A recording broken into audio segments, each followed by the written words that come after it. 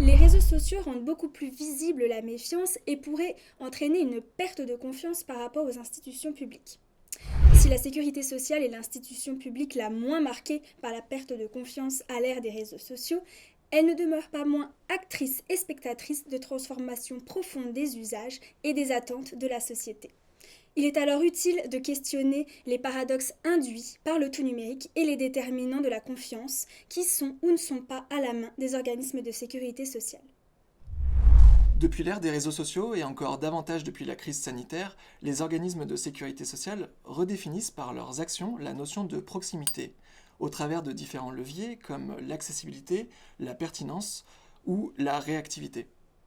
L'accessibilité parce qu'en dépit d'une hétérogénéité de niveau et des difficultés certes ressenties par les usagers, les organismes de sécurité sociale sont devenus accessibles 24 heures sur 24, 7 jours sur 7 et sur tout le territoire, soit grâce à la dématérialisation de démarches, soit au travers d'accueils physiques et relais de type France Service. La pertinence, car par un meilleur ciblage, soit dans la communication, soit dans la détection des bénéficiaires, les caisses de sécurité sociale améliorent le lien de proximité qu'elles ont avec leurs usagers, comme la MSA avec ses délégués, ou la Cavimac qui sélectionne ses canaux de communication en fonction de la typologie de public qu'elle souhaite viser. Enfin, la réactivité, d'une part grâce à l'amélioration des systèmes d'information qui accélèrent le traitement des dossiers, et d'autre part grâce à l'adoption de nouvelles stratégies comme l'approche populationnelle, qui permettent d'anticiper certaines demandes et de lutter contre la réitération.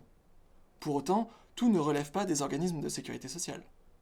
La réciprocité est la condition de la confiance, et elle se manifeste selon trois typologies d'action: la transparence, la co-construction et l'éducation à la sécurité sociale. Si la transparence sur la sécurité des données ne semble pas être déterminante pour la confiance au vu de nos différentes enquêtes, nous constatons que les indicateurs de performance pourraient être davantage vulgarisés auprès des publics.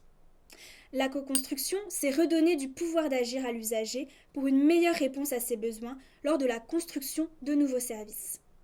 Si l'open data ou les labs sont le signe que la logique d'empowerment se développe, nous recommandons de systématiser l'intégration de l'avis usagé dès la phase de conception de nouveaux services. Concernant l'éducation à la sécurité sociale, il s'agirait pour les organismes de populariser davantage la possibilité pour tout étudiant d'effectuer un stage ou un apprentissage.